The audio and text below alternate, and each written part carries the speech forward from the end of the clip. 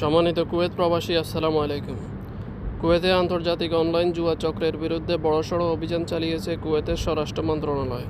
গ্রেপ্তার হয়েছে 7 জন, 6 জন মিশরীয় এবং 1 জন সিরীয় নাগরিক। তদন্তে জানা যায় এই চক্রটি অনলাইনে অবৈধ জুয়া পরিচালনা করেছিল এবং সেই অর্থ কুয়েতে এনে মানি লন্ডারিং করেছিল।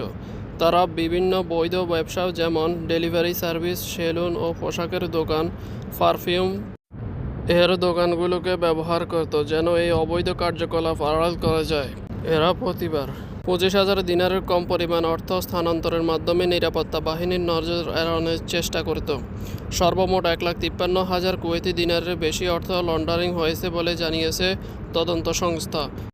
স্বরাষ্ট্র মন্ত্রণালয় জানিয়েছে, জব্দকৃত অর্থ, নথিপত্র এবং সংশ্লিষ্ট কোম্পানিগুলো সহ অভিযুক্তদের পাঠানো হয়েছে পাবলিক প্রসিকিউশনে।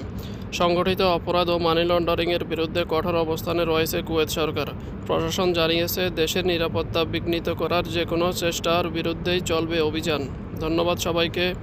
সবাই ভালো থাকবেন, সুস্থ থাকবেন। আমার চ্যানেলটি সাবস্ক্রাইব করবেন।